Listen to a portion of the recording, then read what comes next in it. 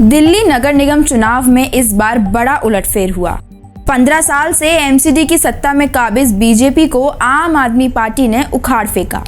इस बार एमसीडी में केजरीवाल की पार्टी को 134 सीटें हासिल हुई, जबकि भाजपा को सिर्फ 104 सीटें ही मिल सकी। बहुमत से कम सीट होने के बावजूद भी भारतीय जनता पार्टी के कुछ नेता ये दावा कर रहे हैं कि एमसीडी में मेयर उनका बनेगा। अब इस दावे को लेकर लोगों के मन में एक बड़ा सवाल है। लोग ये जानना चाहते हैं कि आखिर आपसे कम सीट होने के बाद भी ये कैसे संभव होगा। हाँ, अगर आप विस्तार से देखेंगे तो इसके कई कारण हैं।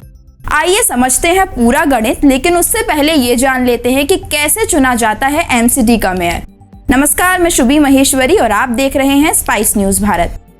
एमसीडी एक्ट के अनुसार दिल्ली मेयर पद का कार्यकाल 1 साल का होता है, जबकि पार्षदों का कार्यकाल पूर्ण रूप से 5 वर्ष का होता है। एमसीडी चुनाव होने के बाद सदन की पहली बैठक में मेयर का चुनाव संपन्न कराया जाता है, जिसमें सबसे पहले पार्टियों की ओर से अपने उम्मीदवार का नामांकन किया जाता है। इसके बाद मेयर पद को लेकर सदन में वोटिंग की जाती है।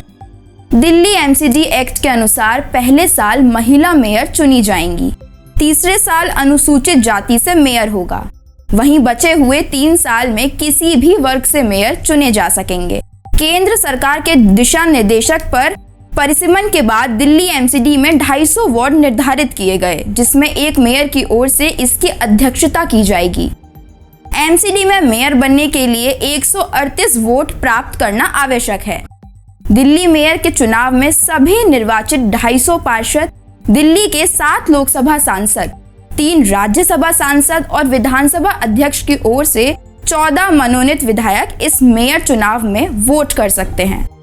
138 वोट प्राप्त करने वाला उम्मीदवार 1 साल के लिए दिल्ली एमसीडी में मेयर चुना जाता है। अब जानते हैं कि आखिर आम आदमी पार्टी से कम सीट होने के बाद भी बीजेपी उनका मेयर होने का दावा कैसे कर रही है। बीजेपी के एक सीनियर नेता ने बताया कि दिल्ली में पार्षदों के अतिरिक्त हर साल 14 विधायकों को एमसीडी सदन के लिए मनोनीत करते हैं। हर साल ये विधायक बदल जाते हैं। अगर मौजूदा स्थिति देखें तो इस समय 14 में से 12 या 13 मनोनीत विधायक आपके होंगे, जबकि 1 या 2 विधायक बीजेपी के। इसके अलावा दिल्ली की 7 लोकसभा सांसद और 3 राज्यसभा सांसद भी मनोनीत सदस्य होते हैं। इन सबको मेयर चुनाव में वोटिंग का अधिकार है।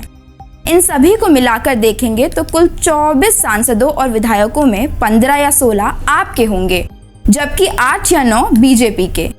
ऐसे में यहाँ तो बहुमत आपके पास ही होगा। वर्ष 2015 से पहले तक दिल्ली के मनोनीत पार्षदों को वोटिंग का अधिकार नहीं था। इन पार्षदों को एल्डरमैन कहा जाता है।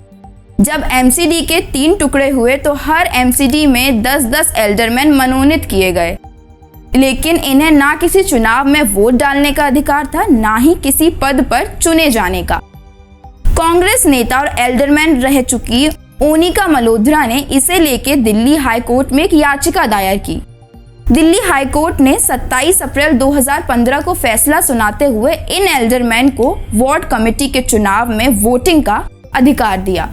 पर कई नेता बताते हैं कि अभी तक इस बात पर उलझन है कि दोबारा एकीकृत किए एमसीडी में कितने मनोनीत एल्डरमैन होंगे। इस प्रोसेस के लिए केंद्र सरकार के पास अभी नोटिफिकेशन जारी करने का अधिकार है।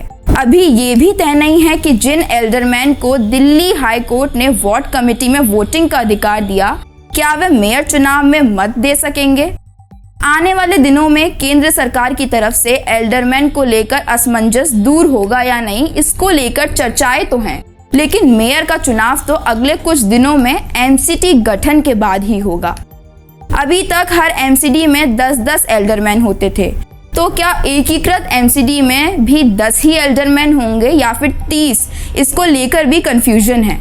अब अगर इन्हें वोटिंग का अधिकार मिलता है और 10 की जगह 30 एल्डरमैन होते हैं तो गेम बीजेपी के पक्ष में भी जा सकता है। इस वीडियो में बस इतना ही। वीडियो पसंद आई हो तो लाइक और शेयर करें और चैनल को सब्सक्राइब करना बिल्कुल ना भूलें।